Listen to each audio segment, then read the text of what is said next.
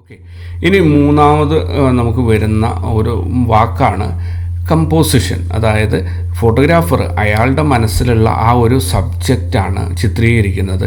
ആ സബ്ജക്റ്റ് കാഴ്ചക്കാരനിലേക്ക് കൃത്യമായി കൺവേ ചെയ്ത് കൊടുക്കാൻ വേണ്ടിയിട്ട് ആ ഫ്രെയിമിനകത്തുള്ള വസ്തുക്കളെ അയാൾ ക്രമീകരിച്ചെടുക്കുന്നതിനെയാണ് കമ്പോസിഷൻ എന്ന് പറയുന്നത്.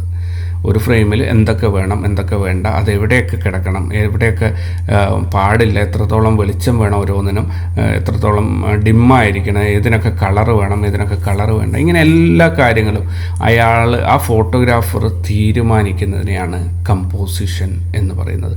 ഈ കമ്പോസിഷൻ ചെയ്യുന്നതിലൂടെ അയാൾ നേടിയെടുക്കുന്നത് എന്താണെന്ന് പറഞ്ഞാൽ അയാളുടെ മനസ്സിലുള്ള ഒരാശയത്തെ കൃത്യമായിട്ട് കാഴ്ചക്കാരന് പകർന്നു നൽകാൻ അയാൾക്ക് സാധിക്കുന്നു. ഇതാണ് കമ്പോസിഷൻ്റെ ആവശ്യം. ഒരു ഫോട്ടോഗ്രാഫിയിൽ ഏറ്റവും പ്രധാനപ്പെട്ട ഘടകം കമ്പോസിഷനാണ്.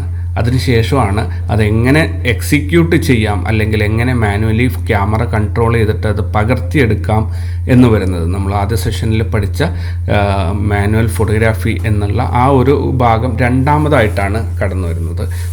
ഫസ്റ്റ് പ്രയോറിറ്റിയിൽ നിങ്ങൾ ചിന്തിക്കേണ്ടത് ഇതിനെ എങ്ങനെ കമ്പോസ് ചെയ്യാം എന്നാണ്.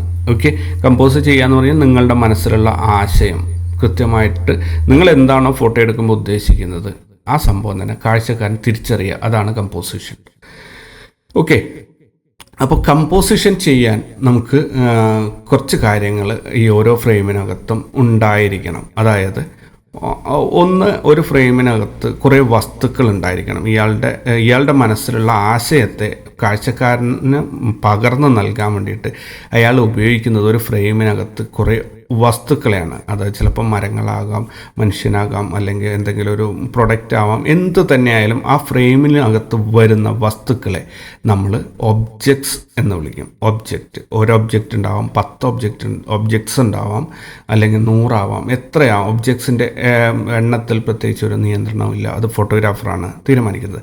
എന്തായാലും ഒരു ഫ്രെയിമിനകത്ത് വരുന്ന ഒരു ഫോട്ടോഗ്രാഫിൽ നിങ്ങൾ കാണുന്ന വസ്തുക്കളെ അല്ലെങ്കിൽ നിങ്ങൾ ഉൾപ്പെടുത്തുന്ന വസ്തുക്കളെ നമ്മൾ ഒബ്ജക്ട്സ് എന്ന് വിളിക്കുന്നു. അപ്പം പോയിന്റ് നമ്പർ 3 നോട്ട് ചെയ്യേണ്ടത്: ഫസ്റ്റിൽ ഫ്രെയിം, സെക്കൻഡ് നമ്മുടെ സബ്ജക്റ്റ്, മൂന്നാമത്തേത് കമ്പോസിഷൻ, നാലാമത്തേത് ഒരു ഫ്രെയിമിൽ വരുന്ന വസ്തുക്കളെ നമ്മൾ വിളിക്കുന്ന പേരാണ് ഒബ്ജക്റ്റ്.